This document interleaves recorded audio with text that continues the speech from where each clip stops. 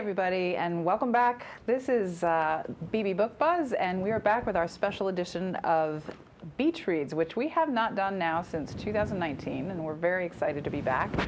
And in case you haven't seen a Beach Reads before, we do programs where each librarian produces a list that looks something like this, and you'll be able to find these at the library. And each list is themed according to the librarian's likes and dislikes, and there are probably 2 pages worth of suggestions on here for you, and today we'll be talking about just a few from each list. So these lists are available at the library along with a display of books that are on the lists, and you can come into the library and look at them there, or you can also, they're going to be highlighted over the next 7 weeks in our newsletters, which you can sign up for online at wakefieldlibrary.org. There's a little quick links on the front page, and it says sign up for our newsletter, so you can just go right there and you'll get not only news about these lists, but news about all kinds of things that are going on at the library. So we're going to get started with Beach Reads with Erin, who's going to talk about her list and a book from it. All right. Hi, everybody. My list is called Golden Girls, books where loving and complex female friendships abound. I love relationship books, and I'm always drawn to books about family, friendships, young and old friends, new friends. So I chose some books that identified mainly female relationships. And then I took a few liberties with some more nonfiction-y books. Any Betty White books on there? I don't have any Betty White books. I did think about a Betty White book, but no. This is all in honor of Betty White. It's all in honor of Betty White, exactly. Go. I have her picture on here. Yes. The book I'd like to talk about today is Jacqueline Woodson's Another Brooklyn. Jacqueline Woodson is an American author of adult fiction and nonfiction, young adult, and she writes children's books as well. She writes poetry. She was a Youth Poet Laureate, National Book Award winner for her memoir. And in this book, we meet August, who's a young woman who's returning to Brooklyn after some time away, and she's there because her father's passed away, and she's there for his funeral. She has a brief interaction with an old close friend on the subway, and she's sort of hurtled back into her formative years growing up. It's really a coming-of-age novel, which makes it very identifiable because that's sort of something we've all, experienced in our own way. So it's really relatable that way. In the book, she arrives from Tennessee into Brooklyn. Her mother has disappeared from her life, and she is very protected by her father. She moves there with her brother and her father. And she just has this longing to find connection and friendship. And the language of the book is really about this longing and desire, yearning. It's got a really deep sadness to it. And she does find friends. She identifies these girls out her window one day. She wants to befriend, and she does. And all of these girls at about 10 or 11 when they meet, are being fiercely protected by their parents.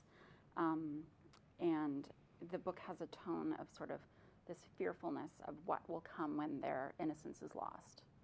And they all fear one of the worst things that could happen to them, which is getting pregnant and their lives changing forever. Jacqueline Woodson set the book in Brooklyn, which is where she grew up, and it has a very strong sense of place. And not just of the place of Brooklyn, but of the time when she grew up there. The book is set in 1977, and that's right around when she lived there. So we have white flight, we have Black and Latino people moving into Brooklyn, and she brings it alive with small details from her life, like the free school lunch program, and the blackout of 1977, and the Vietnam War vets coming home and dealing with the after effects of war, which give the setting and the scenery this vibrance. She really brings it to life. So it's sort of soulful language. It's got a real sadness to it, as we see these girls mature into a world that isn't going to remain perfect forever, the cracks start to come, and there's a fracture, as there is in many good relationship books. You know, nothing is always smooth, I recommend it. This would also be a great book club book. We were talking about book clubs. There's a lot to talk about here, and her language is very beautiful. It's almost poetic. It's very poetic. She's sparse with words, but very poignant with her language. Right. Yeah. And she is a poet, right? And she is a poet. Yeah. Yeah. Yeah. I love that book too. And when you know, the words on the page, I think you've mentioned before, you know, it's very concise, but she just makes the most out of every single word. Absolutely. It just speaks volumes in every sentence. And she's very evocative in her writing too. You can really sort of almost close your eyes and plant yourself right in what she's talking about and in the emotion. Right. I read that one too, and I remember that scene on the subway very vividly. I read Red at the Bone, which she also wrote, which I recommend too. She's a really lovely writer. Yeah, there's not a lot she's written. I think that she's really one of those authors who's, you can't really go wrong with pretty much anything that she's come out with, and some of the children's stuff. As Casey was saying in our live program, is really amazing too. Yeah. Okay, so, and we're here we go. It's time for me.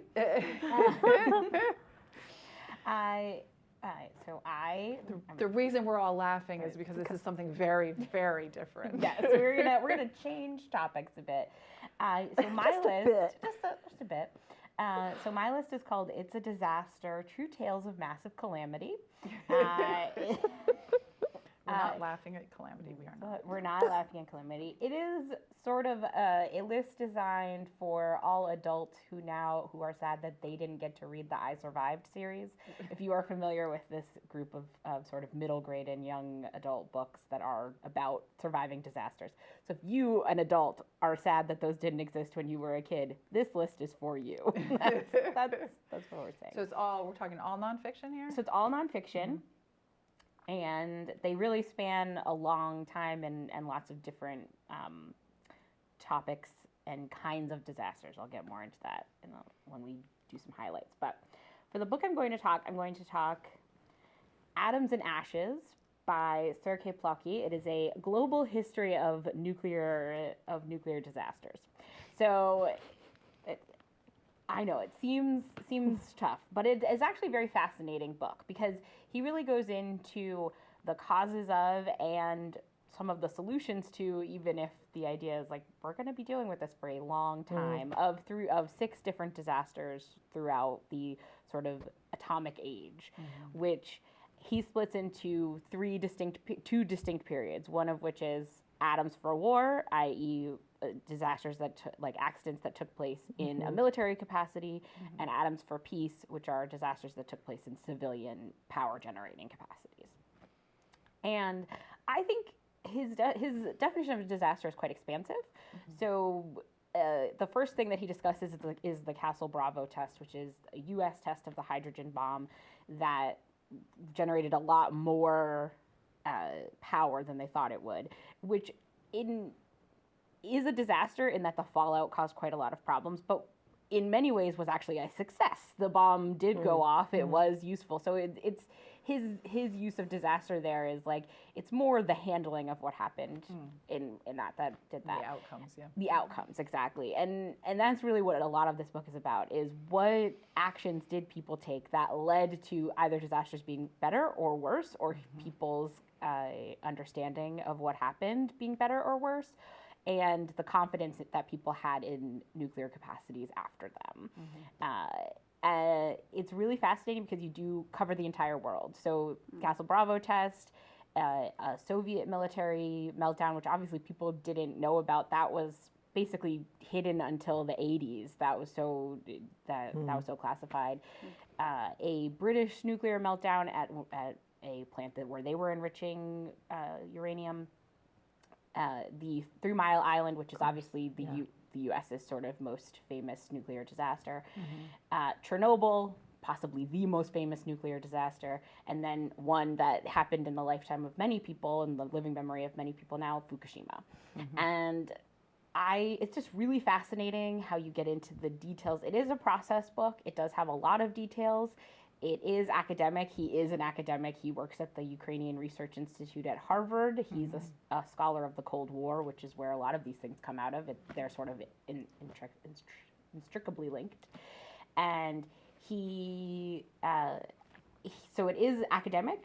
It is very detailed. It is sometimes wonky in ways that you might not have, but it's very fascinating, and I think his prose is very clear, and it really is, you do not have to be an expert to take away what he is saying here, and he does explain complicated things in relatively easy to understand, digestible bites. So it's definitely worth it if you have any interest in like nuclear disasters at all, or just what is like the history of nuclear energy in general, because that's also what it is. It's using the disasters to sort of lead you through our nuclear age, the atomic age, in a fascinating way. And do you get ideas of what we've learned from all of this? Yes, it does. That would be yes. good. That would be a good outcome. And like he goes into like what is the future of nuclear energy, because it's really a big part of a green energy future will probably have to involve some measure of nuclear generating capacity. Right. But what does that mean? And even though he does have people who are like, well, we're just going to make reactors that will never fail, and he does problem. be like, that is not really possible. But if we learn from our mistakes, we can make better choices in going forward. Right. And I found it ultimately kind of a hopeful book. Right. Well, I mean, you can only learn from your mistakes, right? I mean, you have to review your mistakes in order to move forward. So Yes, that in that light, it's Hopefully positive. we won't repeat. Right. Yeah. Well, and each of these mistakes are different, like that. Right. So we did learn different things, and they are. And in some Interesting, cases, I mean, and in the case of Fukushima, that is obviously an extraordinary outside event that was unpredicted.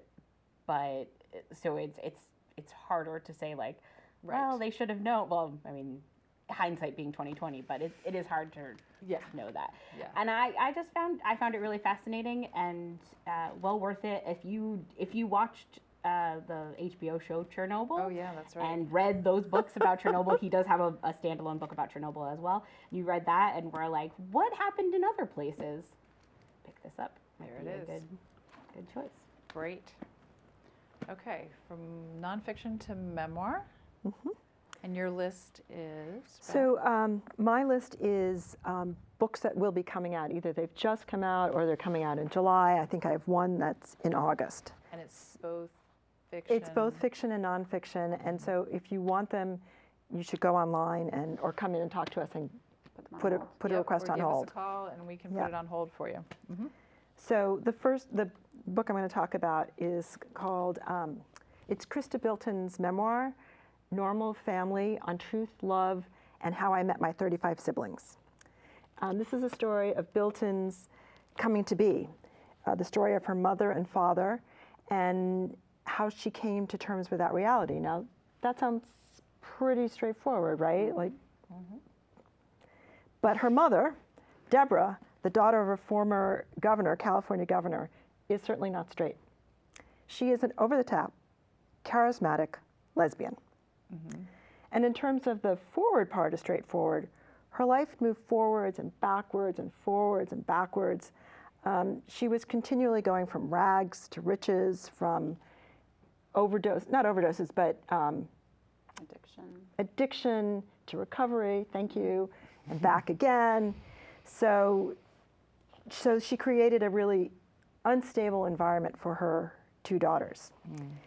This is a warts and all portrayal, yes, but Bilton uses humor like this. I asked for a sibling. I got 4, and a second mother, and a mansion, and a dozen white doves, a pot-bellied pig, an Egyptian iguana, of course, right? Why not? A Dalmatian, and the shock of my life.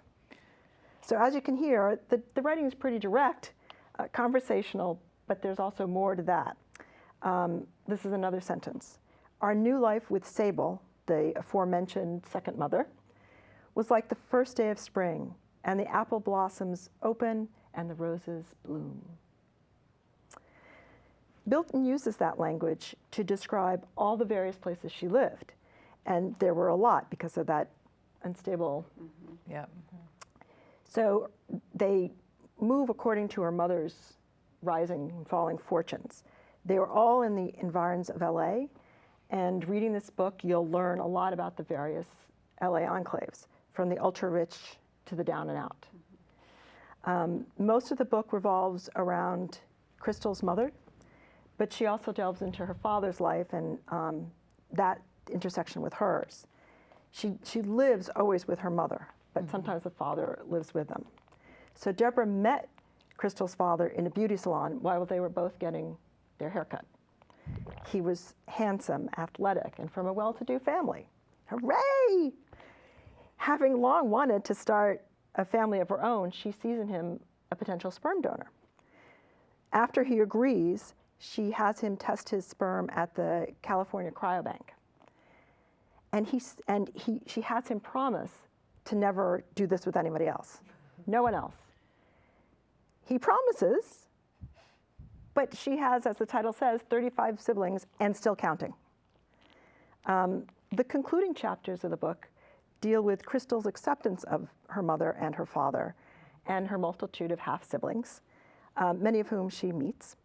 This entertaining memoir draws really colorful pictures of all those people, and it's done with clear-eyed and with hilarity, forgiveness, and resilience. So, and I think a read-alike for this would be Glass Castle by Jeanette Walls. But this is Krista Bilton's memoir, Normal Family, on truth, love, and how I met my 35 siblings. But Jeanette Walls is heavy, Yeah, right? that's much heavier. dark memoir. It's has similarities in that it's a memoir, a woman.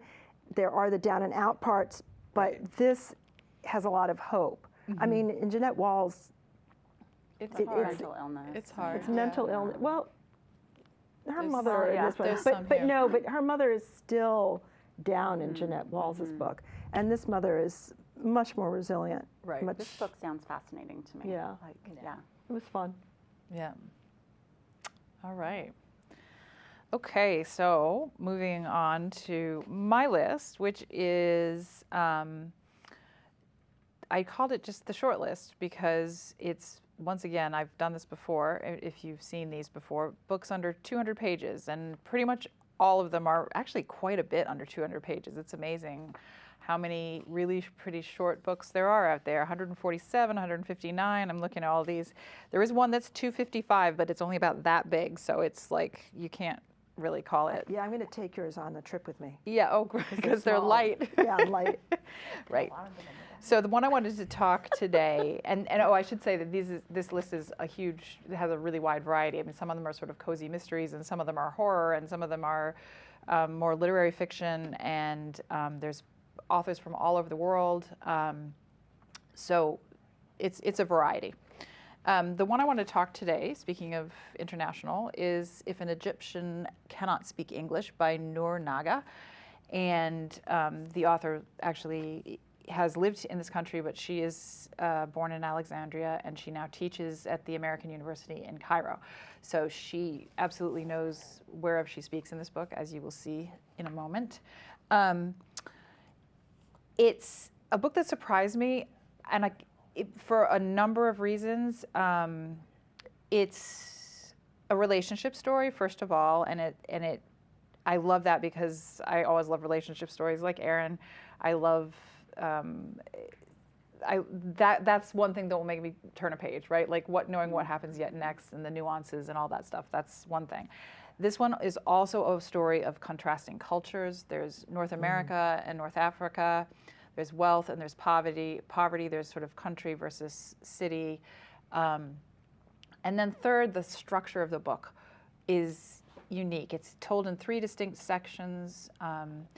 The first 2 kind of are looking at the relationship from slightly different writing styles, I guess is one way to say it. And then the third has a little bit of a twist, which I will talk about later. Essentially, it's a boy meets girl story, though. It's from that point of view, it's fairly straightforward, but it has this sort of modern international twist or perspective to it. She has a very personal style. It's first person, and it's lyrical as well. She's a beautiful writer. A little bit stream of consciousness to some degree.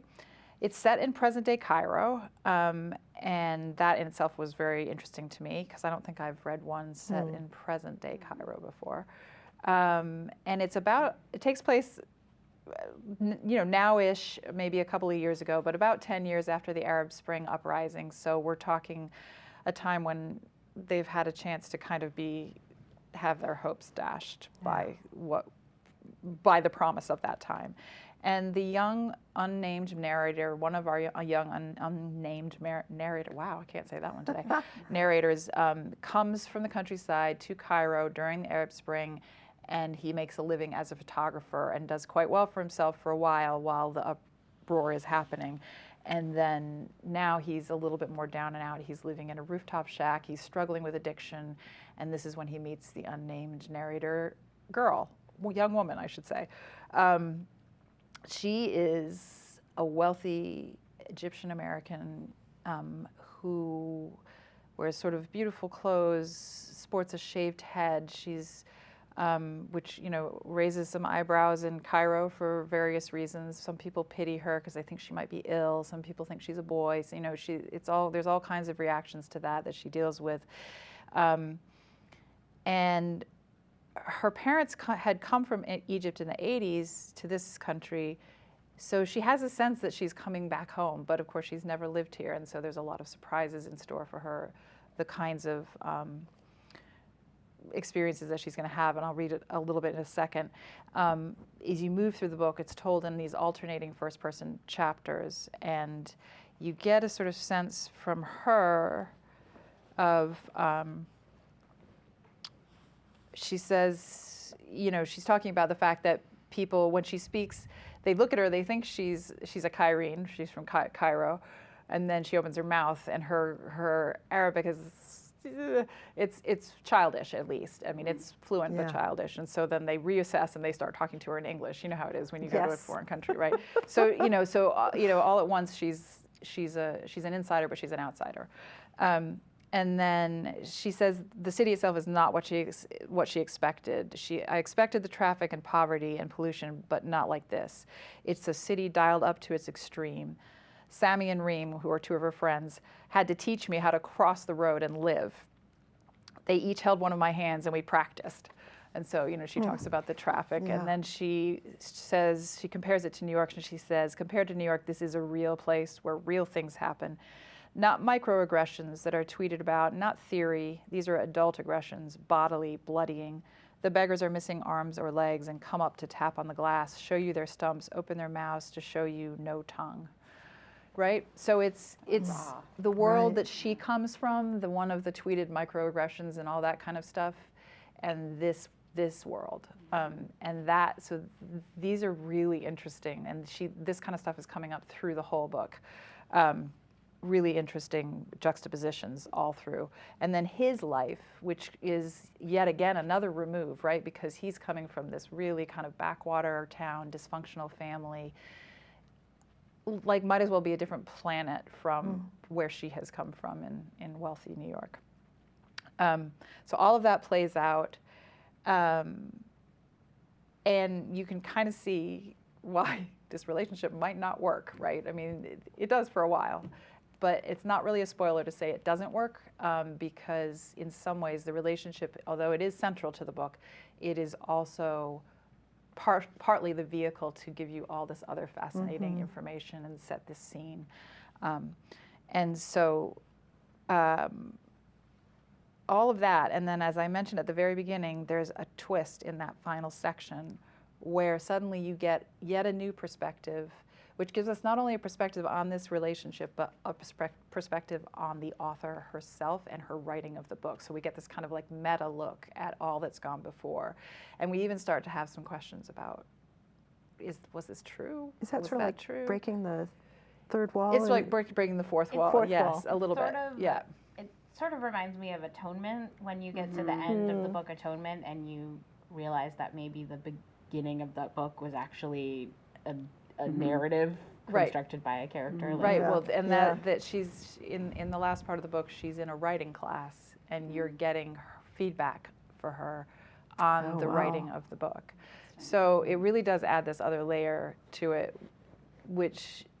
but it was fascinating. I really enjoyed this book. Again, kind of surprisingly more than I expected to. So before we move on, I just want to tell people about a few of the other lists of people who are not Right. here today. Yes. We had, in all, we had 8 lists, correct? Right. Yes. And so I have another one from Megan, our head of circulation, which is called Beyond the Frame. And that's because it's all about art and the behind the scenes of various paintings or museums. Sometimes it's about frauds, or sometimes it's about yeah. Thefts.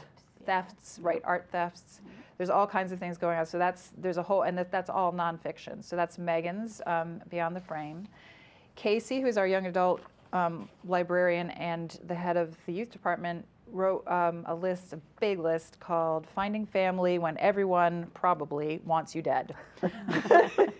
And these are a mix of adult, and there's even like a middle grade on there, but most of them are adult. And then there's a few that are middle grade and YA, and they are all fiction and mostly on the sci-fi fantasy. Yes, they tend to be They tend to be genre fiction. Yeah. So that's a really great list, and she did a really great talk in our in-person about some fun stuff. There's a beautiful graphic novel on there. She sold that to everyone. Yeah. Oh, I checked it out Everyone that was night. like, we're going to take that one. We're taking that graphic novel right now, so yeah, you may not see that one for a while. And then Jackie, our assistant director, who wanted to be here with us today but couldn't, did a pop psychology. Well, she called it pop psychology, but she said a few of the academics on the list might not really be too appreciative of that term, because it's kind of a mix of more like everything from a podcaster to real academic works. Yeah. And again, these are nonfiction. But all very readable, she said. Yes, Yep. or listenable too. Yeah. She said Yes, a lot she of them made were the very point. good audiobooks. Good audiobooks. Yep. So these are, they're things like Think Again, The Power of Knowing What You Don't Know, You're Not Listening, What You're Missing and Why It Matters, The Life-Changing Science of Detecting Bull. Oops, sorry, can I say that on air? Might have to beat We'll me. find out. It's the title of a book. And then, so that was Jackie's list. And then we have Alyssa True's beach read list, which is Wary of the Wave, How Not to Relax by the Beach, slightly related to the disaster book here, the disaster list. But this one's all related to water and beaches and things like that. So it's everything literally from Jaws and a Ruth Ware book, The Woman in Cabin 10, I think, to A Wind to Shake the World, which is all about hurricanes and how to read water, which I thought was a really interesting one. So a whole wide variety of stuff out there for everybody. And we don't have a whole lot more time. Does anybody have one that they're burning to tell us about from their list? I have a lot on burning. I know. I have one, because it's a great one for families to read together. It's technically a young adult book. Okay. It's called Girl Squads, 20 Female Friendships That Changed History. And you can read it in little snippets. It's just it's sort of done by theme. There's sports, science, art, politics, Supreme Court justices, like the friendship between, Sonia Sotomayor and Elena Kagan, like those kinds of things. And they're very researchy based, sort of like little encyclopedic bite-sized bits about the strength of women's friendships and bonds between real people. It's nonfiction, and it's a really fun one. Oh, that sounds Yeah, great. I recommend that one. And you think you could read it with kids? Definitely. You Okay. could read it with middle grade and up, or even younger. You could modify the language, but just talking about like. Is it one of those that has like the like does it have drawings of the people in it? 'Cause It I know does. that It it's does like have one of drawings, those, yeah. Which definitely feels very like Yeah. a YA. And it's from the kids section in the library. Oh, so okay. it's Okay, got it. Yeah. All right, we're going to go lightning round here. So quick one Okay. from your list. So the quick one, we'll do two really quick ones. So upcoming in the future, this comes out in August. I would be remiss to not mention it, because as a person who was 12 in 1997 when Titanic came out, I of course know a lot about the Titanic. So there's a book coming out by Daniel Stone. It's called Sinkable, where he sort of uses that everyone knows that the Titanic sank, and here's how it sank, to explore the various like obsessives, crackpots, and con men who collected around the wreck, and also like what are shipwrecks? How does that work? Things that are in the ocean, which is, and it's very fun. It's actually, he writes in a very fun way. He writes for National Geographic.